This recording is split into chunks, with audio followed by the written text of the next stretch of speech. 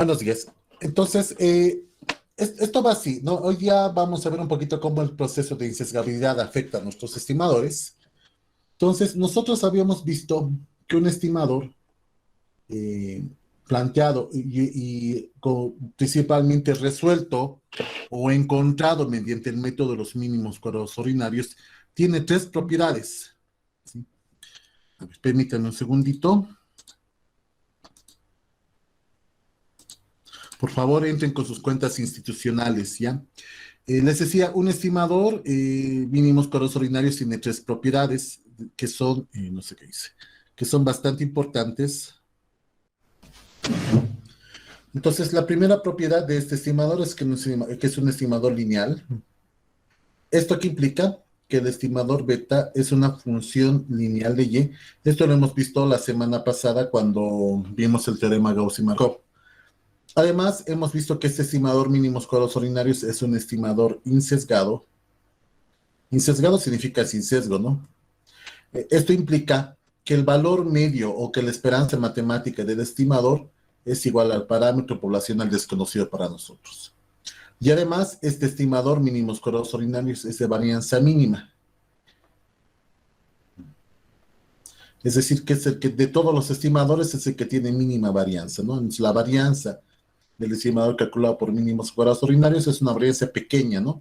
Que normalmente es homoscedástica, que es lo que también habíamos visto en la clase de la semana pasada. A partir de esto, se plantea el teorema Gauss-Markov.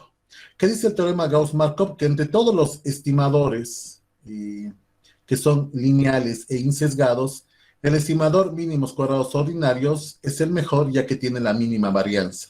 Por lo tanto, el estimador mínimos cuadrados ordinarios es el mejor estimador lineal e insesgado.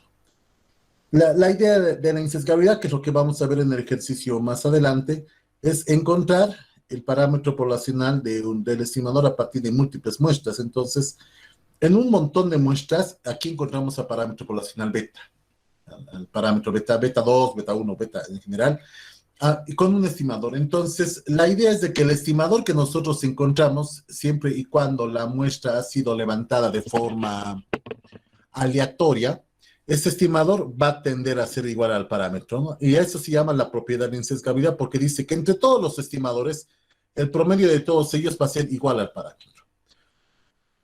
Esto tiene teóricamente hablando, tiene una consecuencia muy interesante, porque el estimador, hasta este momento, hasta el día en que hemos empezado a encontrarlo, hace un estimador constante, ha sido fijo. Recuerden el concepto de la línea de regresión. Ahí teníamos, y entonces esto es beta 2, por ejemplo, la pendiente. Y fíjate que la pendiente en una recta siempre es la misma, no importa en qué punto levantes el dato, en esta recta estimada, la pendiente beta 2 siempre es la misma. Entonces, el estimador beta 2 y beta 1 también son unas constantes. Constantes significa que no cambian, o sea, no importa en qué lugar de la pendiente te ubiques, no cambian. Pero, si realizamos múltiples muestras, es decir, no es una sola muestra la que realizamos, sino hacemos una muestra diferente como esta que está con azul. Ahí cambió beta 1 y beta 2.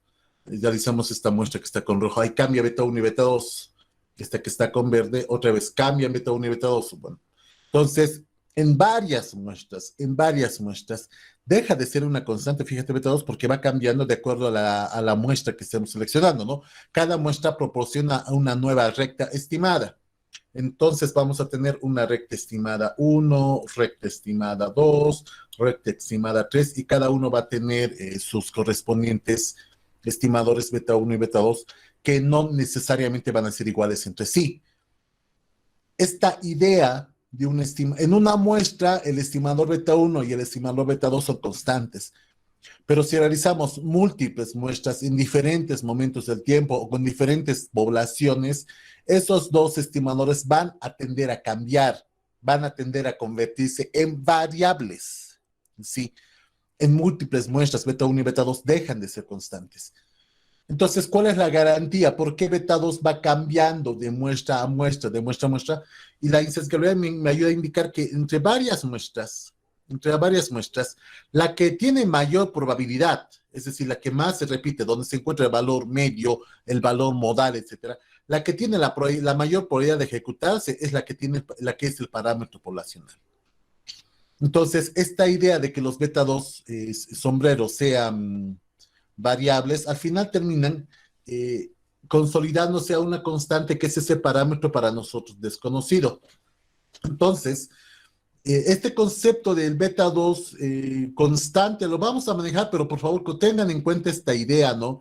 Este estimador encontrado en múltiples muestras en realidad es una variable, pero ya que la esperanza de todas esas variables termina siendo una constante y esa constante es el parámetro que es desconocido para nosotros, pues al final esta probabilidad de la inestabilidad va a permitir convertir en constantes unas variables, al final de cuentas, si quieres verlo esto en palabras sencillas.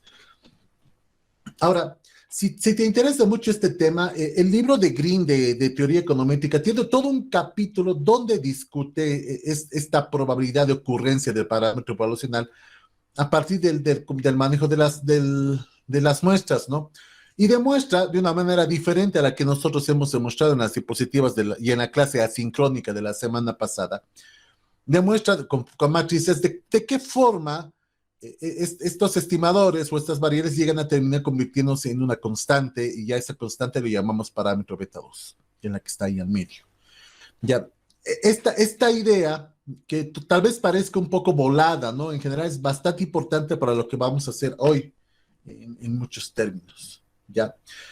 Entonces, ¿qué es lo que estoy diciendo en resumen? Este estimador beta 2 o este estimador beta calculado con mínimos correos ordinarios, en el fondo va a seguir una distribución de probabilidades, ¿sí? Donde la mayor probabilidad de ocurrencia del estimador termina siendo el parámetro poblacional para nosotros desconocido. Entonces, esa es una buena idea en general. ¿Qué me está queriendo decir? Que no importa, pues no sé, no necesariamente importa, que si tú tienes una muestra que es levantada de manera aleatoria, esa idea de la aleatoriedad es importante, ¿no? ¿Qué implica? Que todos los individuos que están en la encuesta o todos los individuos de la muestra tienen la misma probabilidad de ser elegidos y caer dentro de la muestra. Entonces, si este estimador es aleatorio, estoy diciéndolos, la probabilidad de que hayamos encontrado el parámetro poblacional al realizar la encuesta, el muestreo, lo que vayamos a hacer, es bastante alta. ¿Sí? Bastante alta, porque si te fijas en una distribución de probabilidad, la probabilidad de mayor coincidencia es la que se encuentra aquí en medio.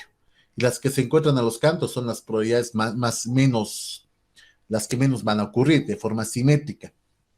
Y esto se debe gracias a la distribución de probabilidades que tiene el parámetro beta, ya sea beta 1 o beta 2, generalmente beta 2, en el fondo, ¿no? Y este es un principio estadístico muy fuerte, ¿no? Bueno, incluso estoy hablando de muestras diferentes, no estoy hablando todavía del tamaño de la muestra, pero si incorporamos el tema del tamaño de la muestra, esto va a cambiar incluso. Entonces, ¿qué ocurre? Bueno, a ver, resumiendo esta parte, si nosotros tenemos varias muestras, estos estimadores van a tender a ser igual al parámetro poblacional, ¿sí? Esto a partir del valor promedio de los estimadores. A esto se le llama la insesgabilidad del estimador.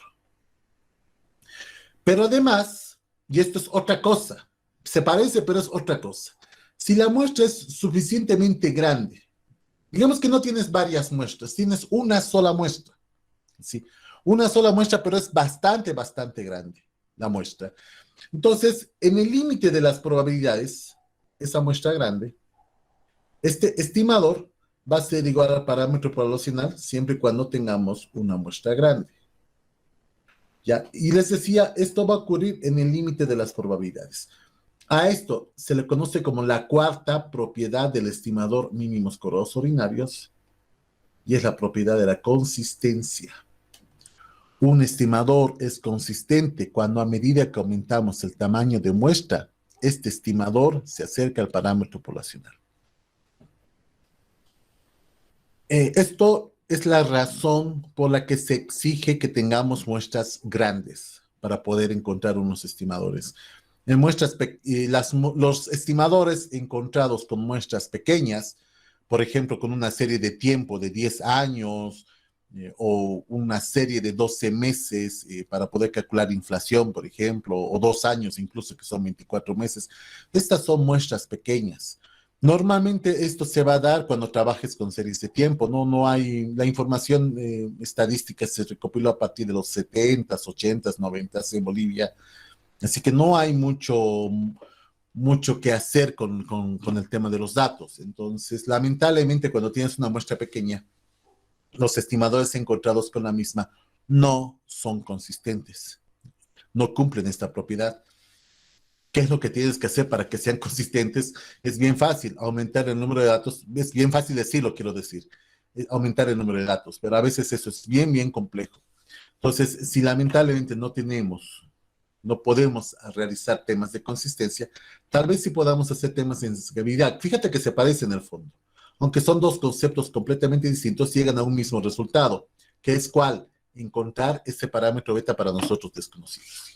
Entonces, dos caminos. Por el tema de la insesgabilidad, va a ser varias muestras, y sacar el promedio de los estimadores de estas muestras, y el promedio encontrado normalmente va a ser el parámetro poblacional para nosotros desconocido, ¿no? Esto se hace por saturación. No sé cuántas muestras debes hacer. Una vez que se sature esto, ya vas a tener el resultado, ¿no?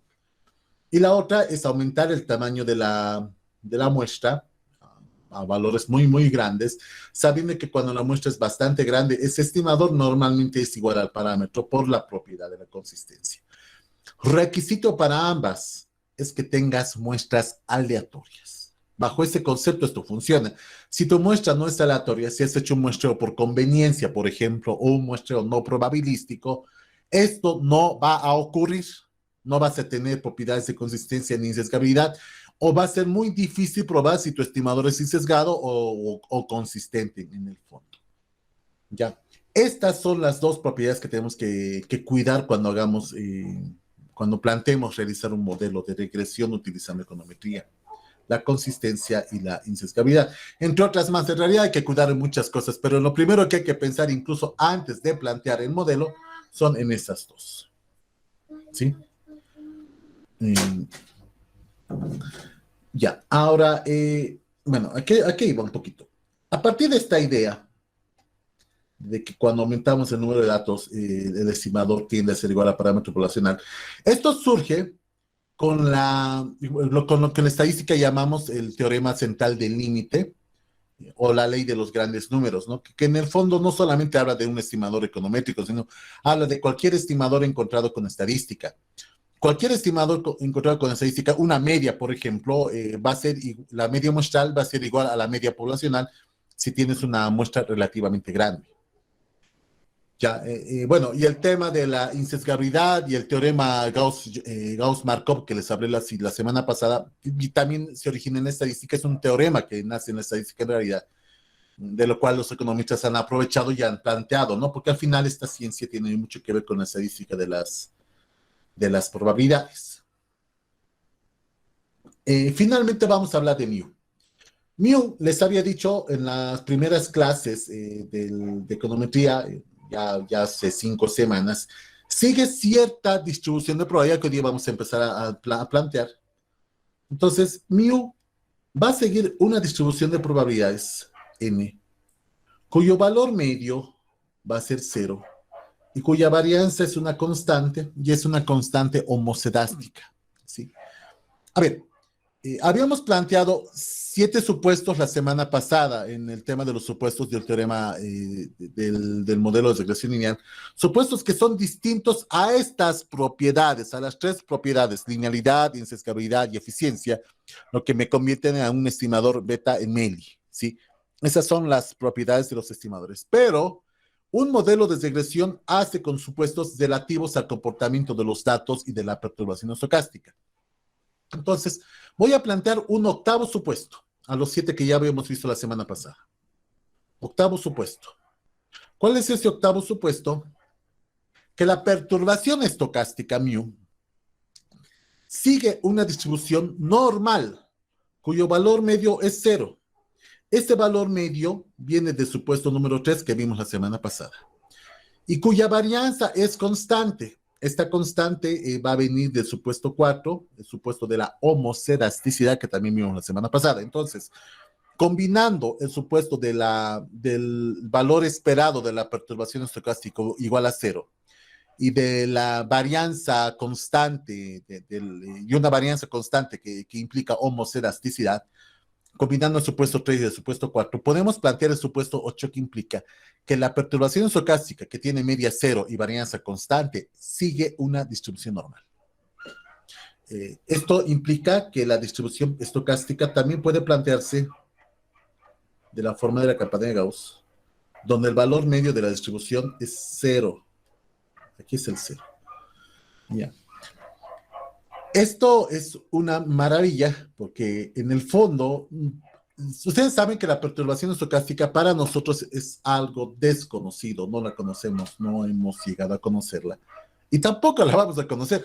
Si por algún milagro pudiésemos saber cuál es el valor de beta 1 y beta 2, los verdaderos parámetros, quiero decir, la perturbación estocástica va a tener un comportamiento que es el que tenemos aquí, de este tipo, ¿no? Es bien, bien diferente. Ya, eso quiero resaltar, ya por una parte. Por otra parte, esta perturbación estocástica que no podemos modelar, sí podemos observar que tiene una distribución de probabilidades. Entonces, de alguna forma, ya lo vamos a hacer más adelante, vamos a tratar de modelar el comportamiento de la misma, sabiendo que su distribución de probabilidades es una normal.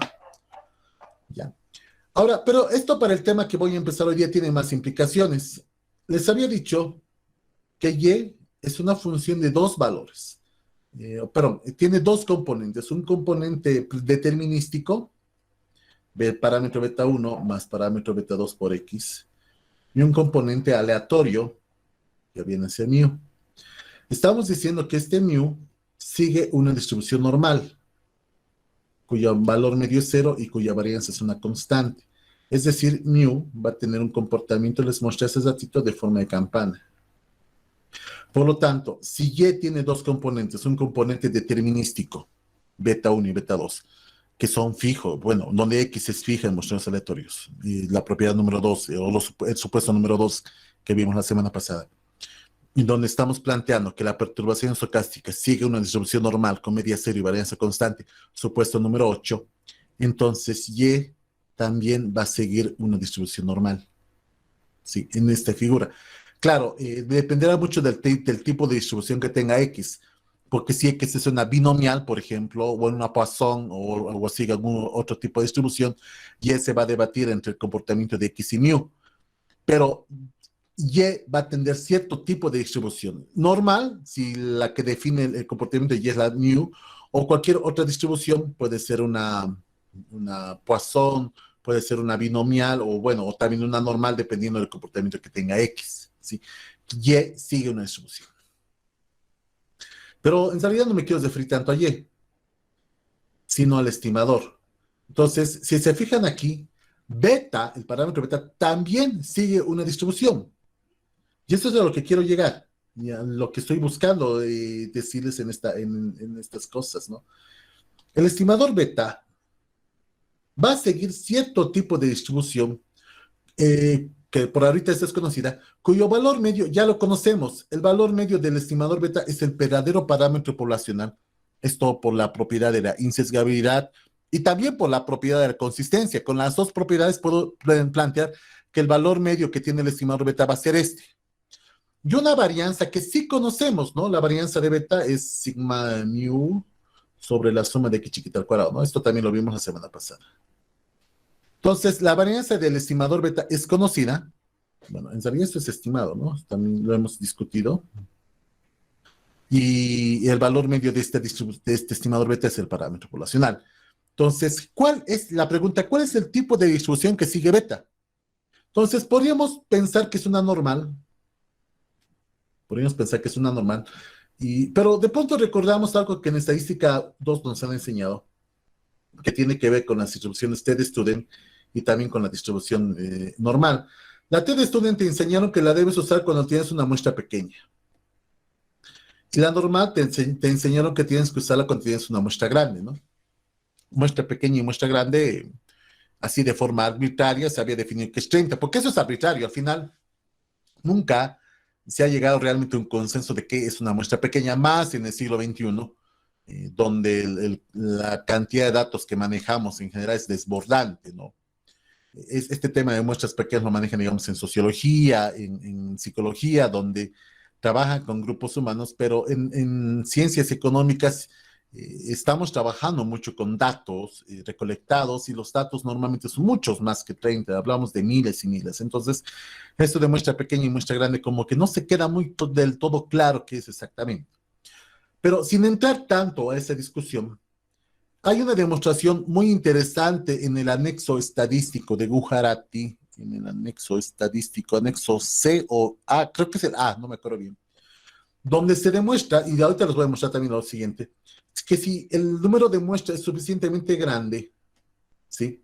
La distribución T de student tiende a ser igual a la distribución normal. ¿Sí?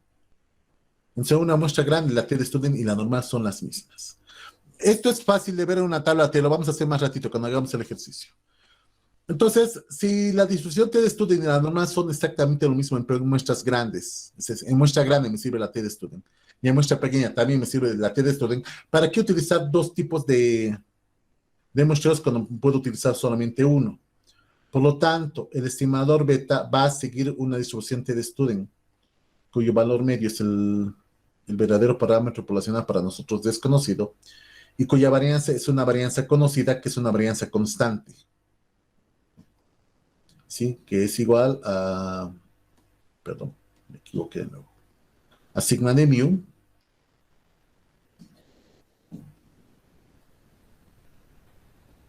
sobre la suma de los desvíos de x elevados al cuadrado. Y ahí está. Esto es a lo que quería llegar. El estimador beta sigue una distribución T de student. Entonces, podemos hablar de intervalos de confianza para el estimador beta. El verdadero parámetro beta, entonces, se va a encontrar en cierto tipo de intervalos. Y lo más probable que se encuentre aquí, ahí está beta. Y aquí vamos a tener un intervalo que va a ser, bueno, el estimador beta menos t, por ahora, ¿no?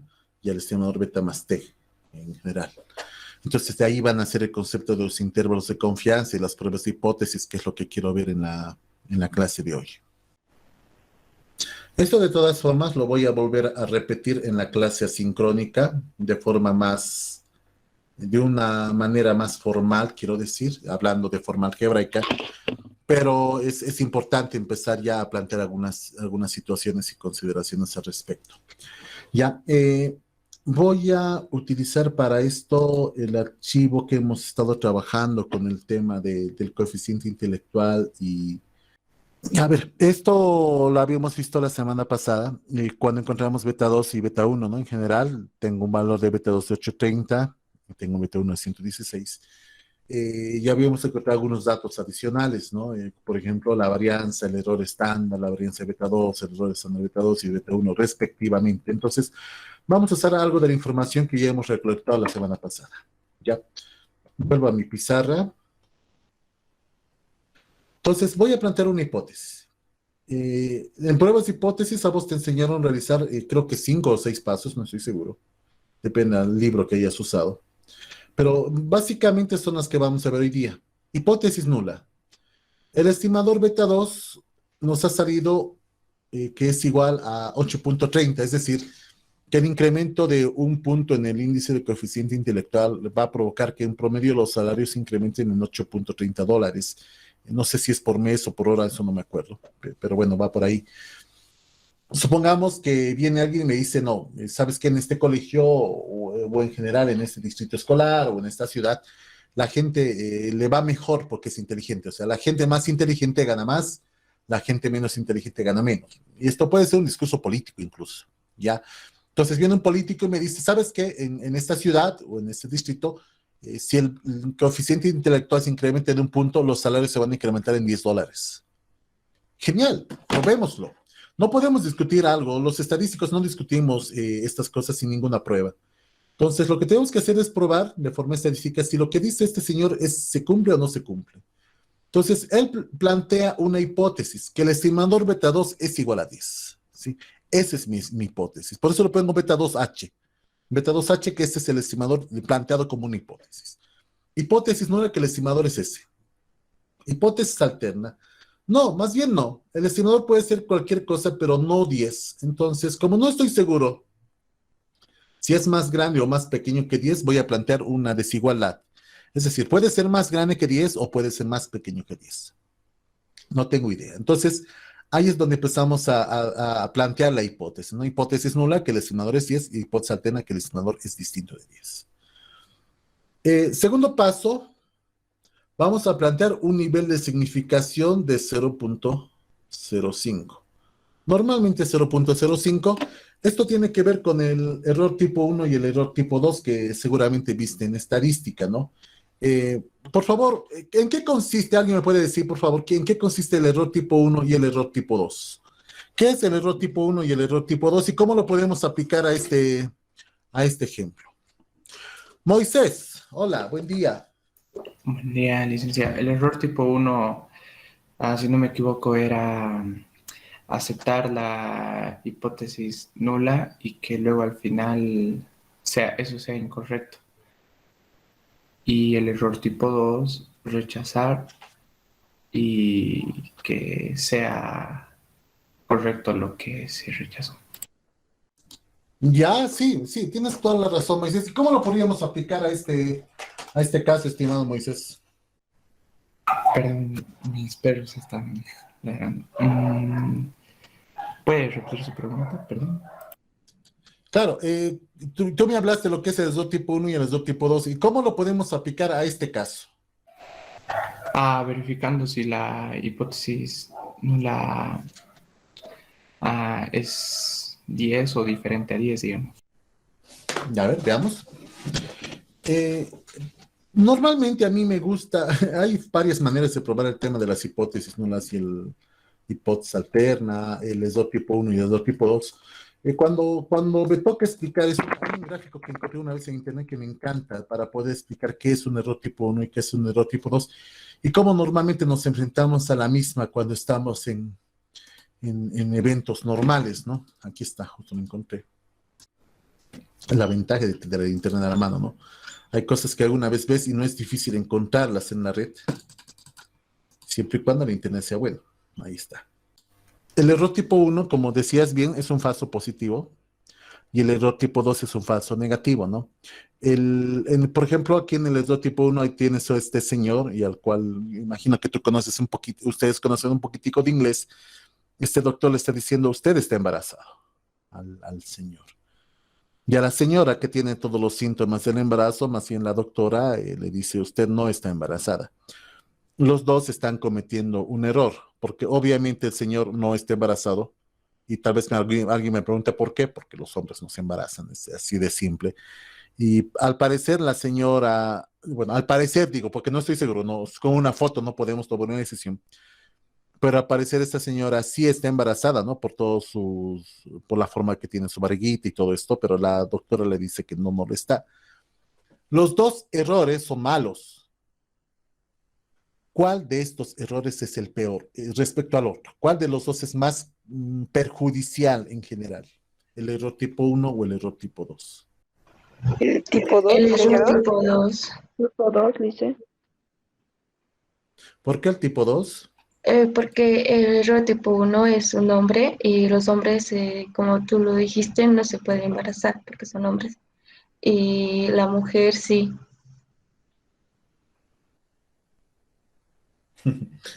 A ver, vamos a ver otro ejemplo. Mira, aquí justo aquí hay otro ejemplo. Este ejemplo no lo he visto antes. Veamos qué dice. Me parece interesante. Y miren, dice, cuando somos jóvenes, lo primero que hacemos es rechazar muchas parejas y vivir la vida, ¿no? Y se rechaza la hipótesis, no la verdadera. Y el error tipo 2 vendría a ser, cuando eres anciano, aceptamos cualquier cosa, se acepta la hipótesis, no la falsa. Entonces, los dos son malos, ¿no? ¿Cuál de los dos es peor desde este punto de vista? ¿El uno o el 2? Parece, ¿no? Parece que el 2 es Para peor. mí el uno, listo. El 1, dice. El 1. El uno es El peor. 1. No sé. Depende, ¿no? Depende del Sí, contexto y todo el eso. uno. Entonces, hay un debate enorme en estadística. Mira que la estadística tiene tantos años y este debate al final no se ha resuelto hasta ahora del todo, ¿no? Sigues considerándose cuál de los dos es peor. Y ahí hay un ejemplo que se suele usar para esto. Entonces, imagínate que tenemos una ley muy fuerte que castiga de manera muy fuerte qué sé yo, la copia en los exámenes. ¿Ya? El rector vino y dijo, vamos a castigar a las personas que copian en los exámenes y de manera radical. El que copie en el examen se va expulsado de la universidad. No hay consideraciones ni nada. ¿Sí? Esa es la ley y ese es el debate.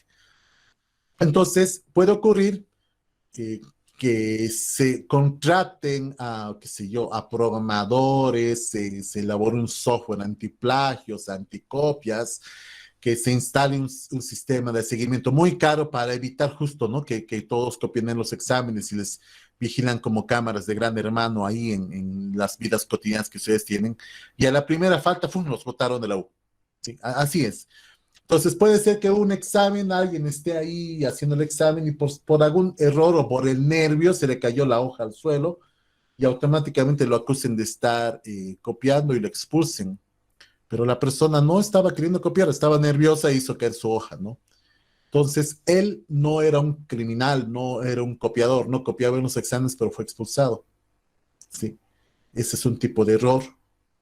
Ahora puede ser que alguien sí copió en el examen, pero se dio las mañas necesarias, como siempre ocurre, y logró pasar todo sin que lo hayan detectado.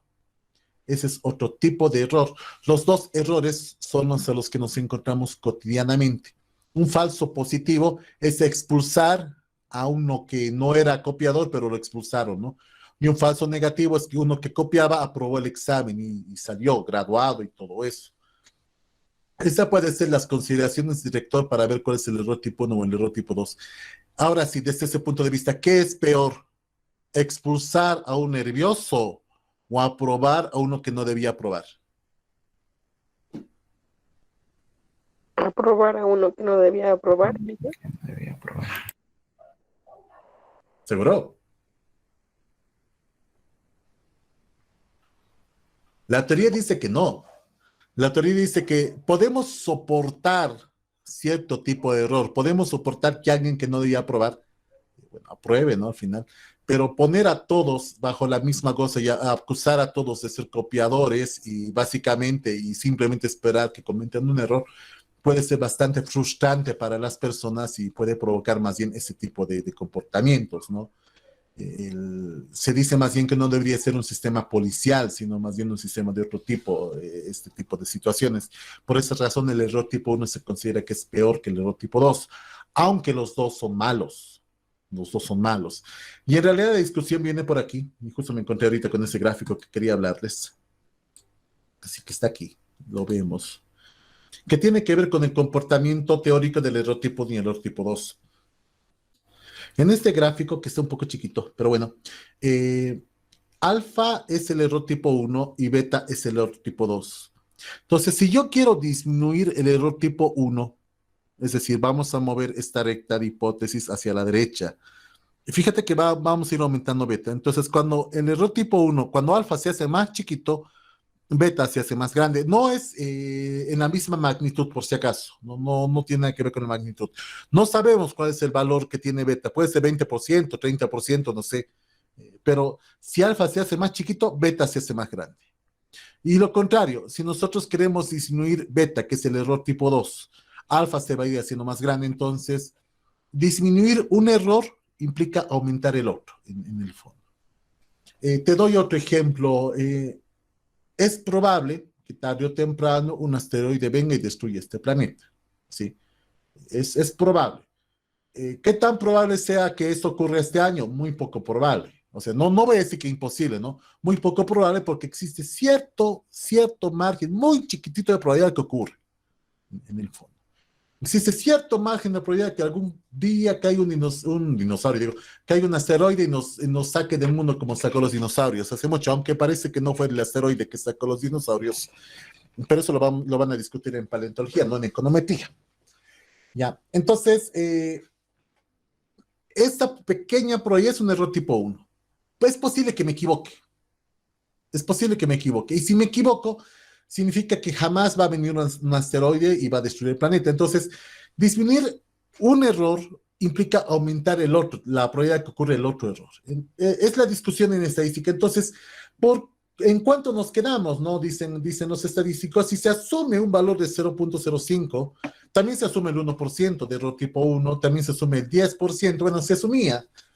Les voy a ser sincero, estos últimos 10 años no he visto errores tipo 1 del 10%, he visto muy raro fue eso, encontrar alguno en algún estudio estadístico, ¿no? En general, todas las revistas científicas de ahora asumen error tipo 1 de 5 o del 1%. Y a veces un poquitico más bajo, a veces, pero no es muy común tampoco. Ya es ahí donde se andan moviendo.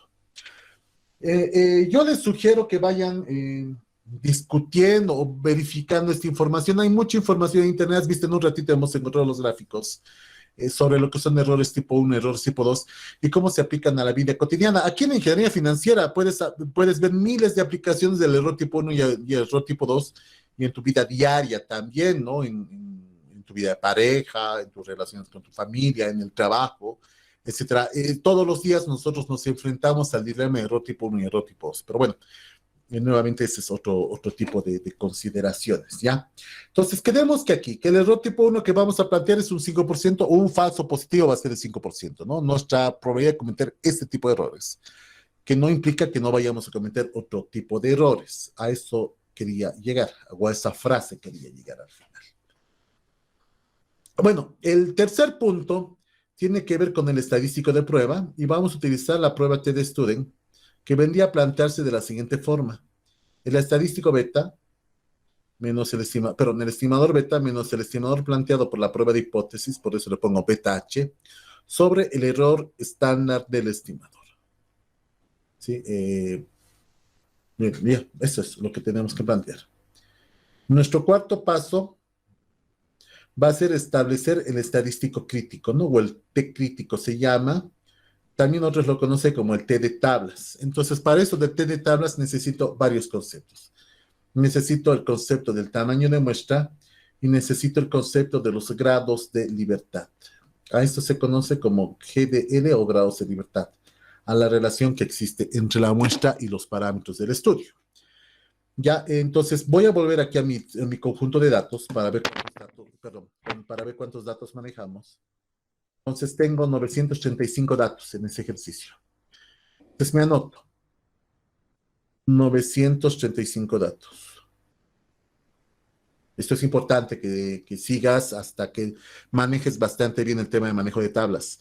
N-K son los grados de libertad y significa el número de datos menos el número de parámetros que estamos estimando. En este modelo nosotros tenemos Y igual a beta 1 más beta 2 X más mu. Ese es el modelo que estamos trabajando, ¿no? Entonces los parámetros son los betas. Beta 1 y beta 2 son parámetros. Entonces aquí tengo un parámetro, tengo dos parámetros. K entonces va a ser igual a 2. Porque tengo dos parámetros. Entonces N menos K, es decir, los grados de libertad van a ser igual a 935 menos 2, lo que me da igual a 933. Esos son los grados de libertad que tenemos en este ejercicio. Ahora, 933 es el número grande de grados de libertad. Esto realmente se nota cuando nuestra muestra es pequeña, ¿no? Y tenemos que jugar mucho con el tema de grados de libertad. O cuando tenemos un mayor número de parámetros, ¿no? Cuando tengo beta X, X2, X3, X4 en un modelo de regresión, cambia también el número de parámetros. Entonces, es importante manejar de manera adecuada el término grados de libertad en este ejercicio.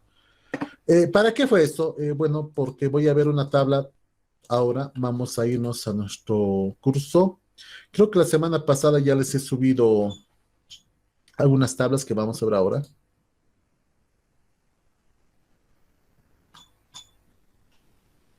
Aquí está, lecturas de la semana 4. Aquí están las tablas. Entonces vamos a ver la tabla TD-Student y ver cómo manejamos la misma, ¿no? O recordar cómo manejamos la misma para encontrar el valor T crítico. Entonces, estamos buscando el T crítico con 933 grados de libertad y un nivel de significancia de 5%. Entonces, vamos a la tabla T que se está de aquí. Aquí en esta columna tenemos GL, que significa grados de libertad. Entonces, vamos a buscar grados de libertad de 933, que es el valor que hemos encontrado. Sí, 933. Y pues no hay. Los grados de libertad aquí en esta tabla llegan hasta 120 y luego se saltan al infinito. Entonces, como después de 120 está el infinito, vamos a usar infinitos grados de libertad. Ahora, de todas formas, hay en el Excel una pequeña formulita que se aplica para encontrar el valor de probabilidad exacto al nivel de grados de libertad que uno quiere, ¿no? Pero que no va a ser muy distinto a lo que vamos a encontrar ahora, ¿no? Son decimales, si es que, pero hay gente que es exquisita con el manejo de datos y que puede ser que lo maneje. Ya, la primera fila corresponde a una cola, ¿no? A solamente a un nivel de probabilidades. Es decir, que cuando tú planteas una hipótesis nula, o una hipótesis alterna, diré, que no tengan que ver con esta diferencia, ¿no? Sino que tenga que ver con un tema de una sola cola, de un mayor o de un menor. Perdón, no sé qué hice, no sé por qué lo rayé tan feo. Les decía, normalmente decimos que esto tiene dos colas, porque puede ser mayor a 10 o puede ser menor a 10, dos colas.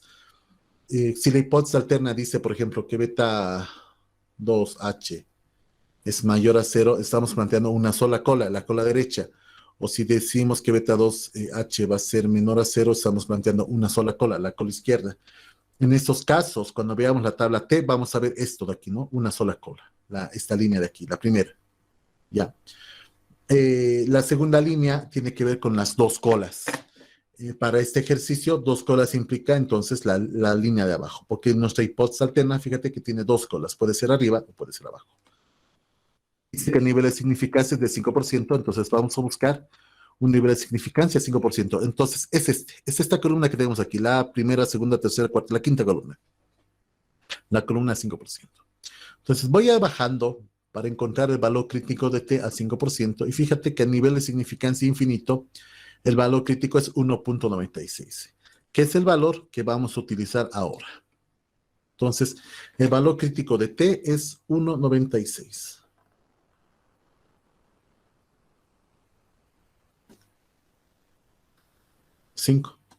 Vamos a hacer el ejercicio. T igual. El valor del estimador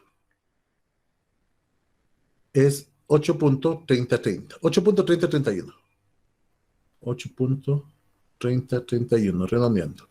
A este valor estimador vamos a restar el valor planteado por la prueba de hipótesis. Y el valor que estamos planteando por la prueba de hipótesis, este valor, beta 2H igual a 10.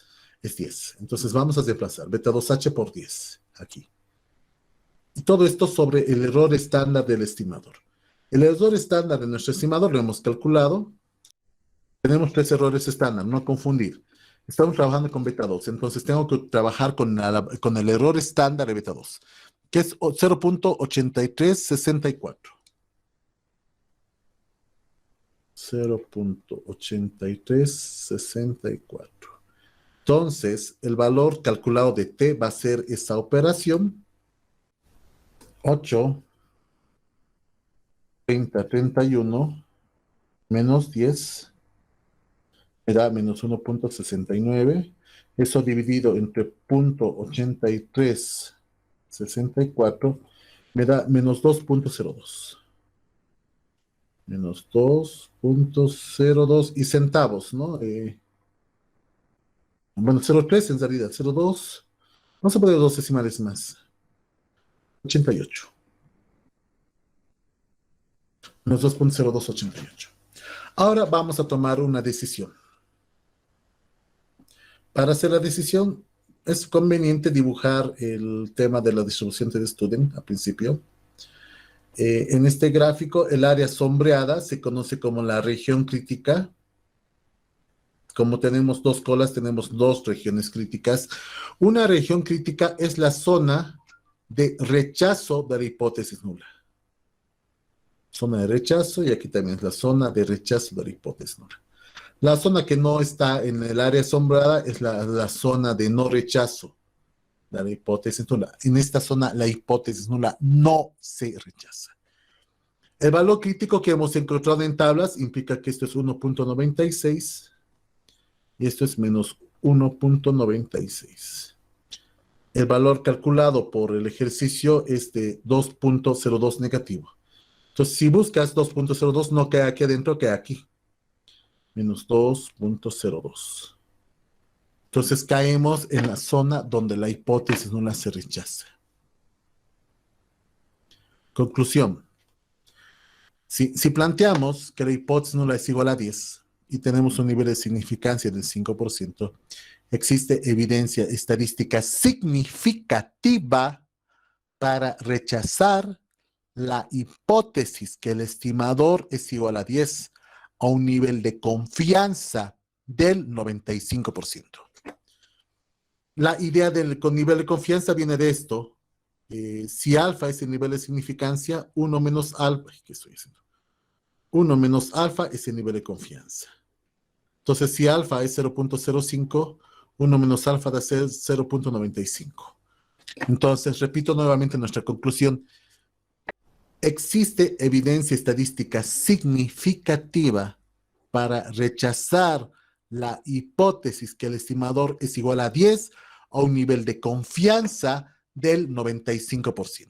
Bueno, entonces, continuando, estamos con el tema de las pruebas de hipótesis. Acabamos de encontrar evidencia que nos permitía rechazar la hipótesis que el estimador era 10 a un nivel de significancia de 5%. Y si cambiamos el nivel de significancia, me pregunto, entonces, ya no trabajar con el 5%, sino trabajar con otro valor, digamos el 1%. Entonces, si trabajamos con un 1% de significancia, y lo voy a poner en color verde que resalte y que se note que es diferente al 5% que hemos puesto hace rato. Entonces, todo lo demás es igual. Beta 2 es 10, es a 2 colas igual a 10. Bueno, una hipótesis alterna tiene 2 colas. Mi nivel de significancia ha cambiado al 1%. Mi fórmula del estimador T de Student sigue siendo la misma. El valor crítico cambia. Ya no es 1.96. Hice una consulta. ¿El nivel de significancia siempre va a ser un dato o nos tenemos que dar valores nosotros? Normalmente va a ser un dato, pero cuando no se les da datos, se asume que es el 5%, ¿no? Por lo que discutimos esta mañana, ¿no? Del tema, de este tipo de temas. Se asume un 5% a no ser que se diga que es el 1% o 0.01%, etcétera, etcétera. Ok, en pantalla tienen la tabla T de Student. Dice, si se fijan, a un nivel de significancia del 1% 2 colas, que es donde está en este momento mi cursor. Estamos hablando de la penúltima columna, ¿no? 0.01 a 2 colas, esta fila de abajo. Entonces, a un 0.01, bajando a infinitos grados de libertad, porque, bueno, obviamente más de 120 tenemos, el valor del T crítico es 2.576. 2.58 si quieres. Y eso lo vamos a anotar aquí. En nuestro análisis de acá, borramos 1.96 y anotamos 2.58. Redondeando. ¿Alguien se acuerda? Hemos hablado de 1.96 al 5% de significancia y 2.58 al 1% de significancia. ¿Dónde viste antes eso? ¿Dónde vieron antes ese tipo de figuras?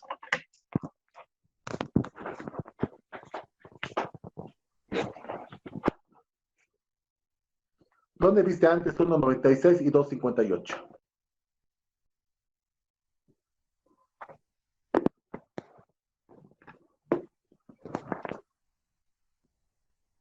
Nada. 1.96 y 2.58, que deberías haberlos aprendido de memoria en tu clase de estadístico 2, son los valores de la distribución normal Z cuando trabajas un nivel de confianza del 95 y del 99% respectivamente, que es lo mismo que estamos viendo acá. En otras palabras, es una forma de decir que cuando la muestra es suficientemente grande, T y Z son lo mismo, ¿no? La distribución normal tiende a ser igual a la T de Student. Z y T son en el fondo lo mismo. O la normal y T de Student son lo mismo. Entonces, esta es una de las razones por las que usamos esta tabla T de Student, esta que están viendo en pantallas, y no la distribución Z, ¿no? En el fondo, porque esta es la distribución que trabaja tanto en muestras pequeñas como en muestras grandes. De todas maneras, les decía que hay una demostración muy simpática en el libro de Gujarati de por qué debemos usar la T de Student y no la distribución Z, ¿no? En este tipo de situaciones. Ya. Bueno, entonces 2.58 es el valor crítico. Vamos a tomar una decisión. El ejercicio es el mismo, no cambia para nada. Y aquí. Entonces, si te fijas, 2.58 queda aquí. Menos 2.58. ¿Sí? En esta zona donde la hipótesis una sigue siendo la hipótesis la, bueno, espera, vamos a dibujarlo de nuevo.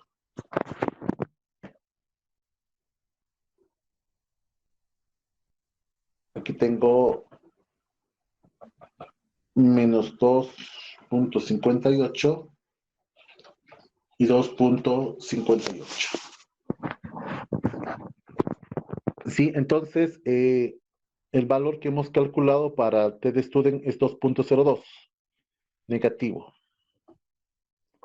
y 2.02 negativo que hay aquí, ahí dentro. Entonces, como conclusión, no existe evidencia estadística significativa para rechazar la hipótesis que el estimador beta 2 es igual a 10 a un nivel de confianza del 99%. Conclusión, no existe evidencia estadística significativa. Eso es importante no perder de vista. Entonces, resumiendo, al 95% de confianza rechazábamos la hipótesis que el estimador era igual a 10. Al 99% de confianza no podemos rechazar esa hipótesis porque no tenemos suficiente evidencia para hacerlo. ¿Qué decisión vas a tomar? A esto voy con el tema de error tipo 1 o error tipo 2. Aquí es probable que te equivoques y aquí también es probable que te equivoques. ¿Sí? Depende mucho qué tan certero quieres que sea tu análisis, ¿no? O qué tan arriesgado o propenso al riesgo eres como investigador cuando hagas este tipo de situaciones. Lo que recomienda la teoría siempre es trabajar con el nivel de significancia más pequeño posible, lo que recomienda. Pero no siempre es fácil hacerlo. A veces nos quedamos con un 95% e incluso a veces con mayores niveles de significancia, dependerá mucho el tipo de situación en el que te encuentres en la práctica, ¿ya? Pero fíjate que no es suficiente con que me digas rechazo la hipótesis, no me sirve. Me tienes que decir a qué nivel de confianza tienes evidencia que te permite que la hipótesis no sea rechazada o no rechazada, como es en este caso. Esto es importante que consideres a la hora de hacer ese tipo de situaciones, muchachos y muchachas. ¿Alguna pregunta? Licenciado, ¿a qué se refiere con las dos colas? Cuando hablamos de las dos colas, lo tengo en pantalla, es esto de acá. Por ejemplo, el estimador beta 2 dice que es igual a 10, esta es mi hipótesis nular, y mi hipótesis alterna dice que el estimador beta 2 no es 10. ¿Aquí qué me dice? No es 10, puede ser más grande que 10 o puede ser más pequeño que 10. Entonces, cambio aquí, cambiemos eso. Si yo cambio esta figura, yo decido que el estimador beta 2 es más pequeño que 10. Vamos a trabajar a una sola cola, ¿no? Yo voy a pensar que el estimador beta 2 es más pequeño que 10. Es mi hipótesis alterna. Todo lo demás está igual. Se mantiene esto igual, se mantiene esto igual. El paso 3, el T crítico cambia, porque este T crítico es 2.58, pero a dos colas. Entonces tengo que buscar un T crítico a una sola cola. Entonces, nuevamente nos vamos aquí a la tabla T, me vengo aquí a la parte de arriba y busco la distribución pero claro, los valores T de Student cuando tengo una sola cola. Y fíjate, es aquí, esta columna, donde 0.01 está en la parte de arriba, en la fila de arriba, no abajo, sino en la fila de arriba, aquí, esta columna. Entonces buscamos el valor crítico con un grado de libertad a una sola cola y a un niveles con grados de libertad igual a infinitos, y el valor es 2.33, 2.326, 2.33. Ese va a ser mi valor crítico, 2.33. Vayamos a tomar ahora una decisión. Entonces dibujamos nuestra distribución.